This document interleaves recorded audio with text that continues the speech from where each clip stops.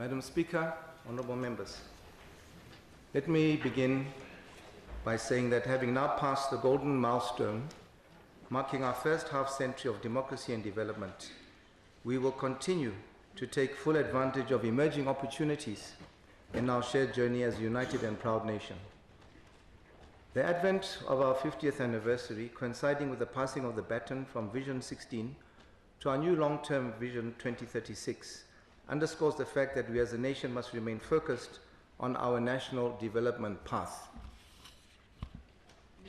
To reiterate what I said during the Golden Jubilee, our economic and social growth as a people has been and should remain noted in a willingness to collectively overcome any obstacle, no matter how daunting.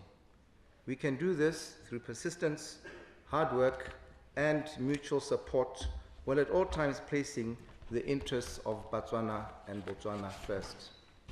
This is all the more imperative given that the era of comfortable budgetary surpluses, driven by relatively steady mineral revenues, is behind us.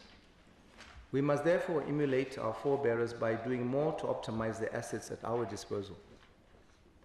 The prime objective of our new Vision 2036 remains the delivery of prosperity for all and ensuring that every Motswana enjoys a dignified livelihood.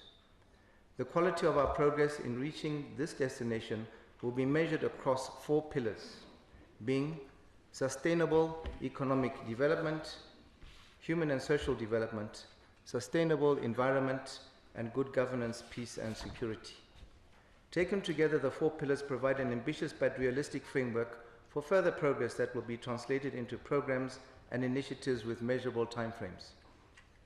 The successful implementation of Vision 2036 across the next 4 national development plans, beginning with the just approved NDP 11, will furthermore be driven by a structured delivery mechanism based on enhanced monitoring and evaluation, as well as communications, change management, planning, and delivery capabilities. Government's recent decision, therefore, to rename, rationalize, and increase the number of line ministries was motivated by a need to focus more on key developmental issues as part of NDP 11, while underscoring our intention to align ourselves with the changing world.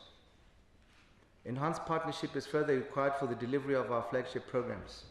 In keeping with my party's 2014 pledge, programs such as the Economic Diversification Drive and the Economic Stimulus and Poverty Eradication programs shall remain as priorities. Job creation through EDD and ESP will be increasingly linked to private sector growth, with government playing an enabling role.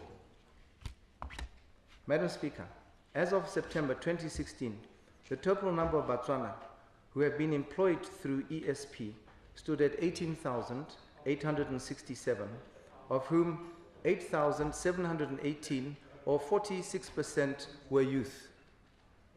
Next year will see us rolling out yet another program which will embrace every constituency in the country in the form of community projects. It will increase the delivery of infrastructure at local level while providing further income-generating activities and employment opportunities. This supplementary program will be overseen by the Minister of Local Government and Rural Development. Economic outlook. According to the International Monetary Fund's, IMF's, most recent World Economic Outlook report, modest global growth rates of 3.1% for 2016 and 3.4% for 2017 are expected. Recent experience, however, teaches us to treat such projections with caution.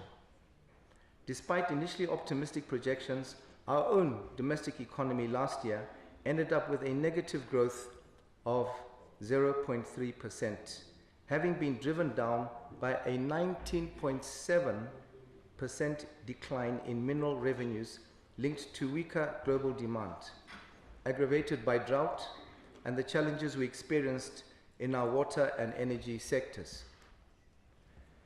We anticipate an overall domestic growth rate of 3.5% for this year and 4.1% for next year.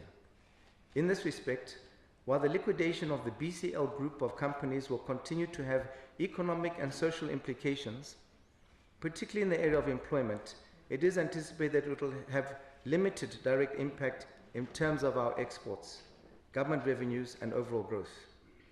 Government shall nonetheless continue to closely monitor developments with respect to the BCL liquidation process with the view of updating our macroeconomic projections as may be necessary. Given the difficulties facing the mineral sector, domestic growth is expected once more to be driven by the non-mining sectors, more especially in areas like trade, hotels and restaurants at 6.8%, transport and communications at 6.1%, and finance and business services at 4%. Inflation. Madam Speaker, I'm once more pleased to report that our inflation rate is forecast to remain within the Bank of Botswana's 3 to 6% objective range. In the current financial year, the rate fell below our target, averaging 2.7% between April and September. In light of the positive domestic inflation outlook, the Bank of Botswana maintained an accommodative monetary policy stance, with the bank rate being reduced to 5.5%. Trade and foreign services and foreign reserves. Trends in merchandise trade as supplied by Statistics Botswana indicate that total exports for 2015 were valued at 63.4 billion pula, against 76.2 billion pula in 2014. This represents a 16.8% decrease in exports, mostly due to a fall in the demand for rough diamonds. Total imports increased by 1%, recording 73.2 billion in 2015 from 72.4 billion during 2014.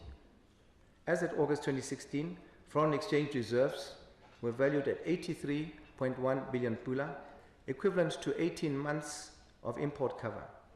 Of these reserves, the government investment account amounted to 33.8 billion. Budget. The overall fiscal balance for the 2015-16 financial year was a deficit of 6.63 billion pula, which is higher than the projected 4.2 billion. This was an unfortunate necessity, as deficits should be avoided given their potential to erode our foreign exchange reserves, as well as impact negatively on our international sovereign credit ratings, which are critical in driving economic growth and development. Government can therefore not sustain such unbalanced spending, which we will do as a last resort only under exceptional circumstances. Our prudent macroeconomic management has continued to garner international praise for buttressing financial growth and stability. In April, Moody's Investor Service affirmed Botswana's A2 sovereign credit rating. Moody's analyzed Botswana's credit profile as still stable in the context of the shock to the economy caused by low copper and nickel prices, as well as instability in the demand for diamonds. In its October review, Standard & Poor's Rating Services also reaffirmed its A2 sovereign credit rating for Botswana. As well, with Moody's, the latest S&P update reflected the continued downside risks stemming from volatile commodity prices. Planning. Madam Speaker, let me commend the members of this House for extending the last session of this House in order to debate and approve NDP 11, the implementation of which will commence on the 1st of April 2017. The plan is aligned to the United Nations Sustainable Development Goals, as well as our New Vision 2036.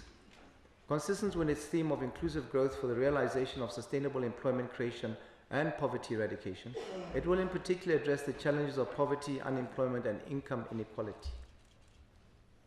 To ensure the optimal use of our natural heritage on a sustainable basis, government remains committed to the Gaborone Declaration for Sustainability in Africa. This commitment is being implemented through the Global Partnership Programs of Wealth Accounting and Valuation of Ecosystem Services. We have now developed natural capital accounts for water, minerals, energy, and compiled microeconomics indicators of sustainable development. EDD. Madam Speaker, since its 2010 inception, the EDD strategy has led to a significant increase in the value of government procurement from local manufacturers and service providers, annually amounting to over 2.2 billion pula over the past 3 financial years. To date, 1,896 enterprises have been registered under the program.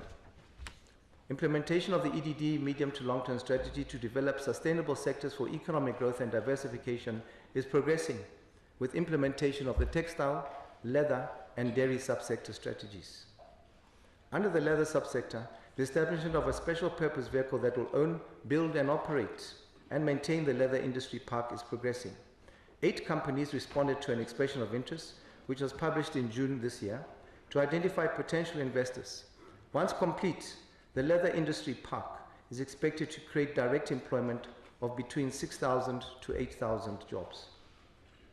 Implementation of the Private Sector Development Programme, a joint initiative between government and the European Union to improve enterprise and competitiveness, is being administered by Business Botswana. The program has enrolled 100 small and medium enterprises in manufacturing, ICT, agro-industry, hotel and tourism, as well as the construction of public work sectors. The program is further enhancing the capacity of development institutions such as LIA, SIDA, BITEC, HATAB, and community-based organizations. Implementation of recommendations from the B value chain study is being finalized, while 6 additional value chain studies for horticulture, piggery, goats, honey, marula and tourism have been completed. Investment and trade. Madam Speaker, during the 2015-16 financial year, the Botswana Investment and Trade Centre, BITEC, registered 377 million bulas worth of investment expansions resulting from the Investor Aftercare program, which encourages companies to reinvest locally. FDI attracted through BITEC in 2015 amounted to 1.4 billion compared to 1.48 billion the previous year, while domestic investment amounted to 1.2 billion compared to 238 million pula the previous year. In 2015, BITEC further facilitated exports valued at 2.2 billion pula. As part of government's investment promotion strategy, BITEC has been further attracting investment in areas of competitive advantage such as cargo and logistics, beef, coal and soda ash beneficiation, auto components, ICT and leather production. Moving forward, our potential as a Centre for Trade and Investment has been enhanced by the recent signing of the EU Southern African Development Community SADC Economic Partnership Agreement, which accords duty and quota-free market access for Botswana's exports to the EU market. BDC recovery. Madam Speaker, I'm pleased to report that the Botswana Development Corporation has recorded profits for the 2 years up to June 2016. Since mid-2015, just over 400 million pulas worth of new investments have been approved, with an additional 800 million pula expected to be approved for funding both new and expanding businesses during the next few months. EDD initiatives. A board for the Special Economic Zone Authority has been appointed and has already engaged a technical advisor for the rollout of the zones. Priority is now being given to the development of the mixed-use special economic zone in Silibe-Pikwe. In addition, SPEDU has engaged with communities in the SPEDU region to resuscitate and support development projects in such areas as piggery, fish farming, through cooperatives and development trusts. SPEDU is also facilitating the establishment of a regional chamber of commerce and the development of the strategy to incorporate the SMMEs into the mainstream economy in partnership with Business Botswana. SPEDU is further facilitating the allocation of land for the establishment of private sector businesses, including a pharmaceutical and air separation plants and an aloe vera firm and plant. These businesses are expected to be fully operational before the end of the 2016-17 financial year, while plans to facilitate dam tourism are also underway. From April 2015 to March 2016, 2,657 entrepreneurs were trained and monitored and mentored by LIA, of whom 2,033 were youth. As of March 2016, an additional 25,189 were also trained through the Entrepreneurship Awareness Workshops program, which targets secondary school leavers, vocational education trainees, as well as prison inmates. Government is employing sector-specific strategies to promote local industries. A statutory instrument to restrict importation of salt in small quantities has been introduced to promote market access for locally packaged salt. Since its commencement, 2 salt packaging companies have been established. Under cooperatives, Madam Speaker, Botswana's 241 cooperatives continue to contribute to economic, social, and cultural development. Government is therefore monitoring the implementation of the cooperative transformation strategy with a view to resuscitate, revamp, and redirect the development of cooperatives into competitive businesses. Under the Competition and Consumer Protection, the Botswana Bureau of Standards, BOBS, has developed 216 standards in such areas as the construction, chemical, agriculture, and food sectors. For its part, the Competition Authority has been overseeing merger applications involving foreign investors, amongst other transactions. Such cross-border transactions can strengthen the capacity of local companies as well as empower citizens through ownership of shares in the merged businesses. In the financial year 2015-16, a total amount of 800 million pula was injected into the local economy as a result of such merger transactions. SEDA remains constant in its support of citizen business startups. Since 2008, SEDA has funded 3,289 enterprises with a total value of nearly 2.7 billion pula. During the 2015-16 financial year, it further assisted 418 new enterprises with a total monetary value of some 400 million pula, creating 2,952 new jobs. Under Labour, Madam Speaker, government continues to review labour laws so as to align them with changing needs. The Trade Disputes Amendment Act of 2016 came into effect on the 1st of November 2016, while amendment of the Employment Act and the Trade Unions and Employers Organizations Act will commence during the last quarter of 2016-17 financial year. A review of minimum wages is being carried out as part of the revised national policy on incomes, employment, prices and profits. Nationality, immigration, civil and national registration. Government has accelerated improvements in the national registers of births, deaths and identity management by intensifying enrollments and improving data integrity. The result is an integrated data set for each citizen from birth to death registration. Our progress in this area has been recognized with international awards. For example, at the Africa Symposia on Statistical Development in November 2015 and also the Radiant Vision Award given by the Asia Pacific Smart Card Association in December 2016 rather. Public infrastructure. To strengthen its capacity, the Department of Building and Engineering Services is being transformed into 3 distinct but interlinked strategic work streams, being project infrastructure planning, infrastructure development and management, and building facilities management. The government is further committed to enhancing public infrastructure through ESP projects. At primary school level, under this ministry, construction of additional 122 classrooms, 456 toilets and 125 teachers' quarters started under the current financial year, which is in addition to the already 77 classrooms, 216 toilet cubicles and 101 teachers' quarters undertaken during the previous year. Minerals. The market demand for rough diamonds improved slightly in 2016, increasing the investors' confidence in the diamond supply. Carat sales and revenue for this year are forecast to be 65% and 27% respectively above 2015 as a result of recently improved global demand. While the BK11 mine continues to be under care and maintenance, the Lerala mine started production in April 2016 and has already made 2 sales. The Karowe mine has continued to perform well after unearthing the 2nd largest diamond in history, the 1,111 carat Lesedi La Rona. Copper and nickel prices, however, remained depressed in 2016. The downturn put BCL and Tati nickel mines under severe financial constraint, leading to our painful decision to place the BCL group under provisional liquidation in October this year. In taking this difficult step, government was confronted by the fact that to stay afloat, the BCL companies required an additional 2 billion pula over and above the 1 billion pula plus government had guaranteed for a bridging loan advanced by Barclays Bank in April of this year. These additional funding requirements, on top of the Barclays loan that must be serviced by government, had by any measure exceeded our financial capacity for further support.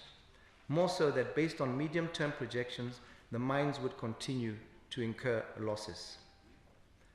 To secure Silibi Pigue's future, government is implementing a robust economic recovery plan coordinated by the former Bank of Botswana governor. The plan includes provision for the accelerated implementation of the SPEDU Economic Diversification Framework, coupled with further public and private investment. Our other copper mines also continue to struggle. Bosetu mine has been acquired after undergoing liquidation in 2015. The mine remains under care and maintenance and will hopefully reopen, maybe only at the end of 2017. Moana Mine was also put under liquidation at the end of 2015 and is seeking new investors. Notwithstanding these challenges, we continue to view the mineral sector as an area of opportunity for economic growth and diversification through the promotion of further beneficiation as well as the expansion of new, including non-traditional mining operations. In this regard, I'm pleased to confirm that there are some positive developments in the energy minerals subsector. Agriculture and food security. Madam Speaker, over the past year, the agricultural sector implemented ESP packages to improve access roads to production centers, use of treated sewage water for irrigation, electricity connection to production clusters, improvement of infrastructure at horticulture production areas, and commissioning of a national agro-processing plant. These initiatives have contributed to food security and employment creation. The agro-processing plant in Slibe Pikwe has been completed and since September 2016 is able to produce vegetables and associated commercial products for wholesale and retail suppliers.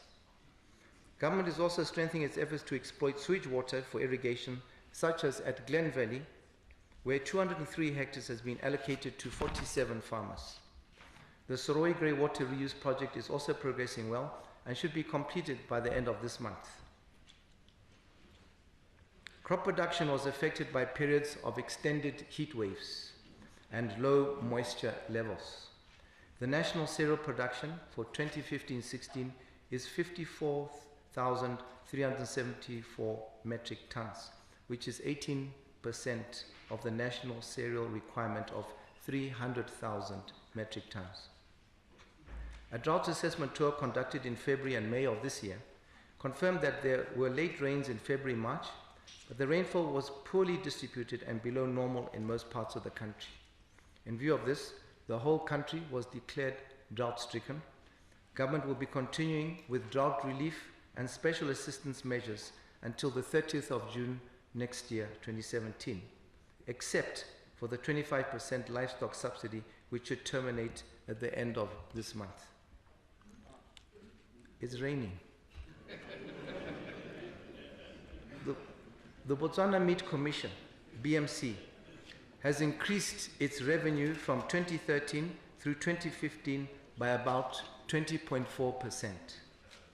The BMC has also grown its export to Europe from about 6,000 tons in 2013 to just over 9,000 tons in 2015, while hoping to further increase exports this year to over 10,000 tons. The dairy industry has improved as a response of the implementation of the dairy development strategy based on increasing the number of milking cows, availing land to dairy investors, and improving milk marketing through EDD. Government continues to implement agricultural support schemes such as ISPAD and LIMIT and agricultural service support programs, ASSP, to promote food security.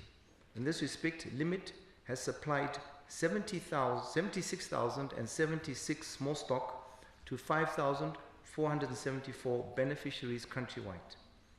The construction of a small stock abattoir in Zabong has commenced to further enhance the scheme.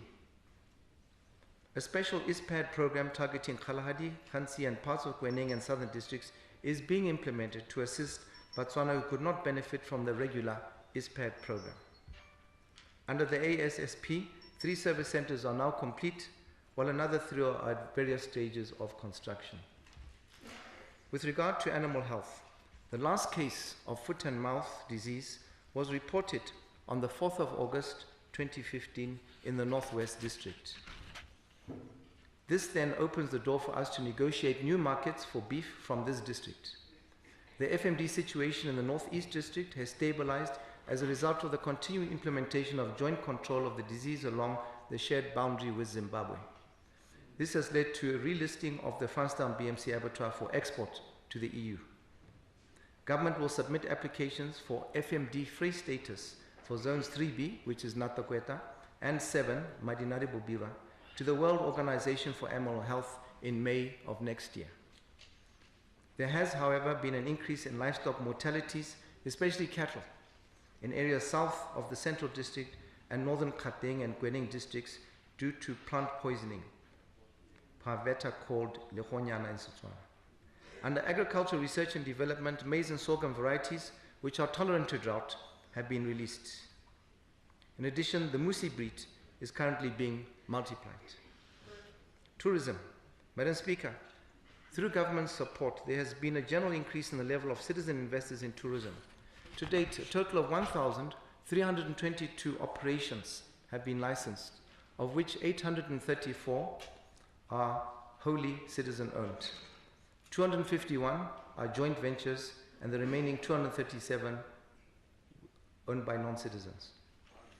We will continue to strengthen the community-based natural resource management program to support communities in transitioning to non-consumptive tourism.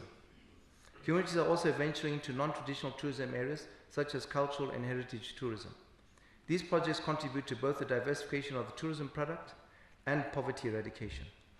In March 2017, next year, our country will be showcased at the world's biggest travel expo, the ITB in Berlin. We are in this respect the first sub-Saharan African country to partner with the ITB. Madam Speaker, government continues to promote the diversification of tourism through various special events, such as the Tuihaba Cultural Festival, Kawa Dune Challenge and Cultural Festival, the Toyota Kalahari Botswana 1000 Desert Race, the Makadikadi Epic, the Race for Rhinos, and the World's Strongest Men, as well as local cultural festivals. These events have continued to grow and improve every year in terms of turnout and value. ICT. Madam Speaker, government has come up with a postal infrastructure development program to upgrade existing and develop new post offices in all major villages, towns, and cities. The post offices will further accommodate the business, service, and custom requirements of Botswana Couriers and Logistics and the Botswana Savings Bank. The listing of BTCL at the Botswana Stock Exchange was successfully implemented through the initial public offer, with the sales of BTCL shares receiving an overwhelming public response. Government has approved the employee share option plan through which BTCL employees will buy additional shares